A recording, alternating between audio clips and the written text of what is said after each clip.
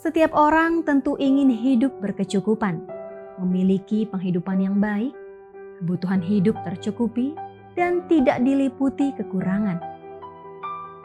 Karena itu, banyak orang berusaha keras untuk menjadi kaya, berdoa agar rezeki bertambah, dan berusaha agar hidup lebih sejahtera. Namun, seringkali kekayaan dipahami hanya sebatas pada materi semata.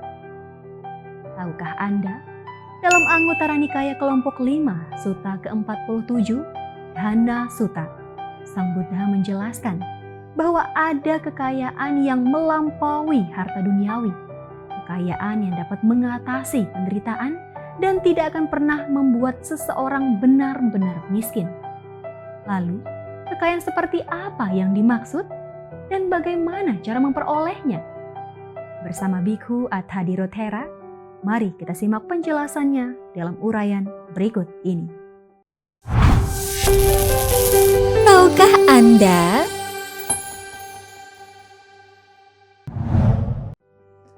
Terpujilah Sang Buddha, Namo Buddhaya. Di dalam kehidupan ini, ada hal yang sangat menakutkan. Apa yang menakutkan di dalam kehidupan kita sehari-hari? Tidak lain adalah kemiskinan. Kemiskinan itu adalah hal yang menakutkan. Apa alasannya? Kalau seseorang itu mengalami kondisi yang miskin, ia akan diliputi dengan ketakutan. Dia juga tidak punya kekuatan, bahkan ia gampang sekali diliputi dengan kesedihan. Kenapa? Karena dia tidak punya apa-apa. Maka di mana-mana orang juga selalu berupaya berdoa, bahkan meminta kalau bisa segera kaya.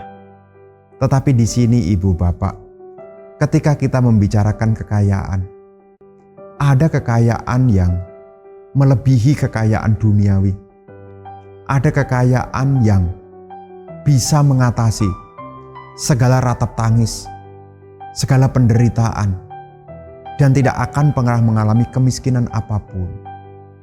Di dalam Dhamma, salah satu yang menyebabkan seseorang menjadi miskin tidak lain karena seseorang itu diliputi oleh awija dan tanha. Batin seseorang, kehidupan seseorang akan diliputi dengan sesuatu yang serba sulit. Karena miskin itu juga sinonim dengan sesuatu yang sulit. Bahkan seseorang bisa lahir di alam menderita, tidak lain dari karena ketidaktahuan dan juga masih diliputi oleh nafsu keinginan.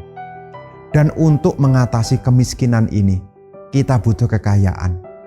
Dan Sang Buddha menguraikan di dalam Anguttara Nikaya kelompok 5, poin ke-47 yang berjudul Dhana Sutta, Sutta tentang kekayaan. Khotbah ini disampaikan oleh Sang Buddha kepada para bhikkhu. Dan kita tahu bahwasanya ajaran Sang Buddha ini adalah mengarah kepada lenyapnya penderitaan. Dan untuk melenyapkan penderitaan ini, seseorang harus punya keberanian. Makanya seseorang harus punya kekayaan. Kekayaan yang pertama, untuk mengatasi penderitaan ini, seseorang memiliki keyakinan yang dalam bahasa Pali disebut sebagai sadadana. Ia memiliki keyakinan kepada Sang Buddha. Dia punya keyakinan yang kokoh tak tergoyahkan kepada Sang Buddha. Kalau seseorang ini punya kekayaan berupa keyakinan, ia tidak akan takut untuk mengembangkan ajaran Sang Buddha. Jadi baik belajar, baik praktek, dia tidak takut. Kenapa? Karena dia punya kekayaan berupa keyakinan. Maka di antara kita semua, kadang-kadang untuk berbuat baik, kenapa kita takut? Kadang-kadang untuk meninggalkan keburukan-keburukan, kenapa kita khawatir? Karena kita masih dalam tanda kutip miskin di dalam keyakinan. Maka untuk melenyapkan penderitaan, untuk melenyapkan tanha, seseorang berupaya untuk memiliki kekayaan yang pertama yang disebut dengan sadadana. Ya, sadadana ini adalah kekayaan berupa keyakinan kepada Sang Buddha. Ia telah memahami dengan benar apa itu Buddha, apa itu Dhamma, apa itu Sangha. Sehingga orang demikian disebut orang yang memiliki keyakinan. Jadi untuk mengakhiri penderitaan, supaya tidak lagi diliputi oleh ketakutan dan kekhawatiran, harus punya kekayaan. Dan kekayaan yang pertama itu adalah berupa keyakinan. Kemudian yang kedua, kekayaan yang bisa digunakan untuk mengatasi ketakutan, kesedihan, dan penderitaan. Kekayaan yang kedua ini adalah kekayaan berupa moralitas, namanya sila dana. Ya. Jadi kekayaan berupa perilaku yang baik. Ia telah meninggalkan membunuh makhluk hidup. Ia telah meninggalkan pencurian. Ia telah meninggalkan perbuatan asusila. Ia telah meninggalkan kebohongan. Ia juga telah meninggalkan minuman-minuman yang dapat menyebabkan lemahnya kesadaran. Ya, orang yang memiliki yakni kekayaan berupa sila ini, menjauhkan diri dari keburukan, ia tidak akan mengalami kesedihan. Maka sebagian orang timbul penyesalan, timbul ketakutan. Kenapa? Ia melanggar sila. Dimanapun hidupnya tidak aman. Kenapa dia takut, dia khawatir? Karena dia tidak punya kekayaan berupa sila. Makanya kalau seseorang itu punya sila seperti orang kaya, hatinya akan bahagia. Di mana-mana juga dipuji orang. Bahkan dia selalu mendapat perhatian.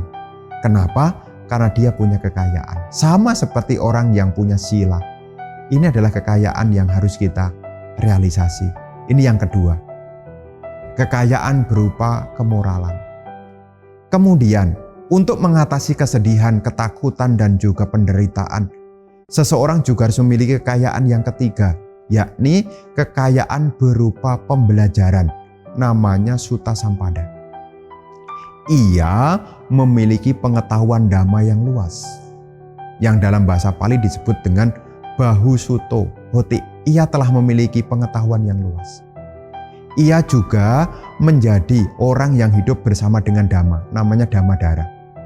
Perilakunya juga sesuai dengan ajaran, namanya Winayadhara. Ia juga memahami ajaran ini secara mendalam. Dia memahami ajaran secara mendalam. Ditya Supatiwido. Dia punya pemahaman yang dalam terhadap ajaran Sang Buddha, yang dilandasi dengan pandangan yang benar. Ditya. Dia punya pandangan benar. Bisa dibayangkan, kalau seseorang itu punya pengetahuan Dhamma, punya pandangan benar, maka dia tidak akan mengalami kesedihan. Contoh sederhananya, kalaupun dia mengalami kehilangan, dia tidak sedih karena dia sudah paham, semuanya berubah.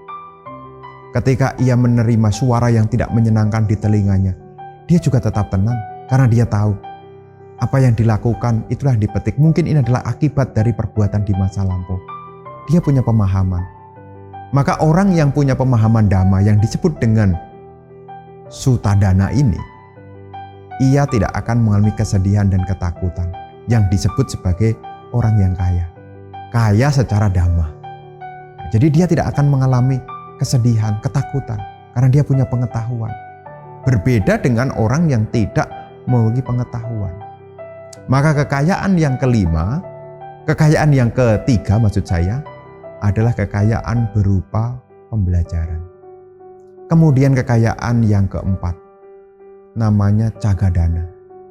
Cagadana ini, ia adalah orang kaya. Dalam hal apa? Dia telah mengatasi noda batin berupa kekikiran. Ia senang memberi. Ia bergembira di dalam pembagian apa yang ia miliki. Ia selalu terbuka tangannya.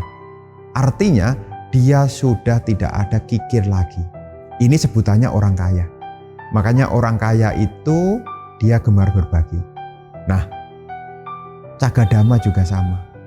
Orang yang memiliki kekayaan berupa kedermawanan, dia juga tidak akan memiliki kesedihan. Dia juga tidak akan memiliki ketakutan. Kenapa? Karma baiknya sudah banyak.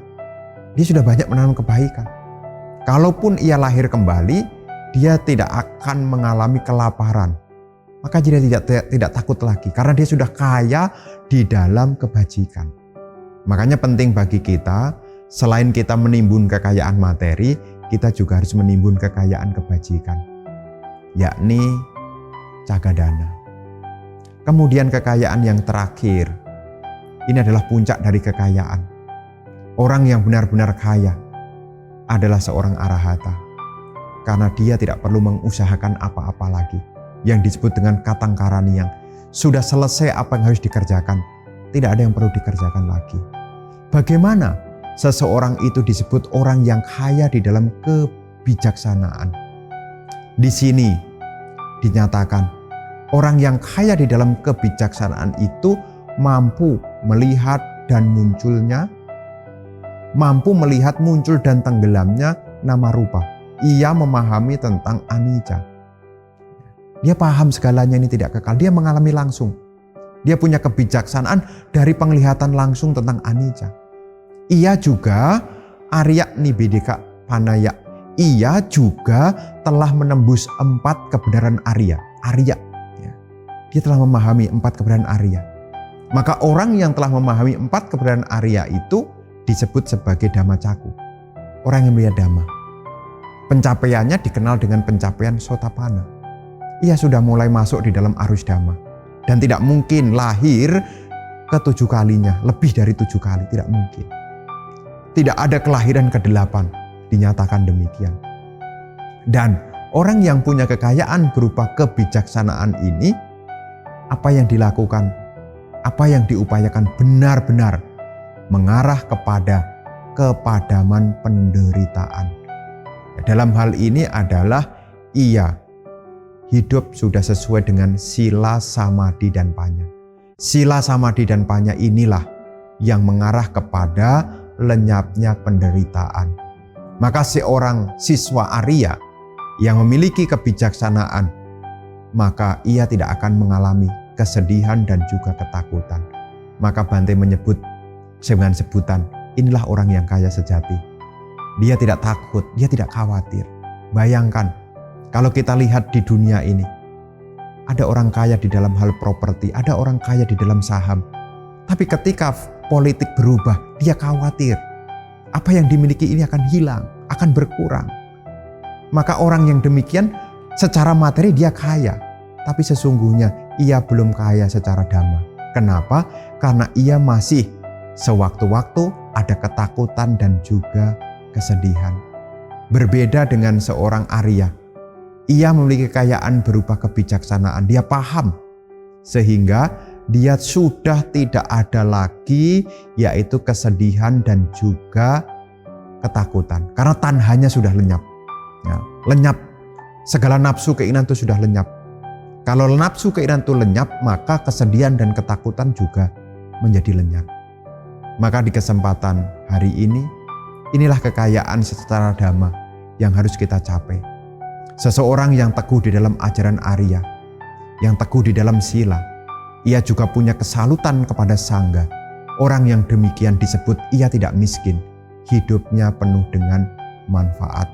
Orang yang demikian ini akan senantiasa teguh di dalam Buddha Sasana.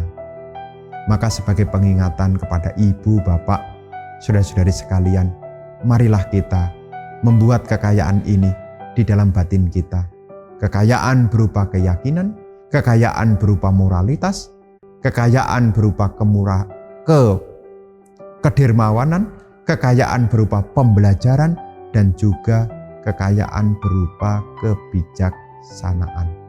Inilah uraian singkat dari Anguttara Nikaya kelompok 5 poin ke-47 yang berjudul Dana Sutta. Semoga hal baik ini bisa menambah keyakinan ibu bapak kepada ajaran Sang Buddha, sehingga kita bisa melenyapkan seluruh penderitaan, seluruh kesedihan, ketakutan menjadi lenyap adanya, dan tidak lain ketika kita mengikuti jejak dari Guru Agung Sang Buddha. Maju terus di dalam praktek Dhamma dan terus semangat di dalam belajar. Semoga keberkahan menyertai kita semua. Semoga semua makhluk hidup berbahagia.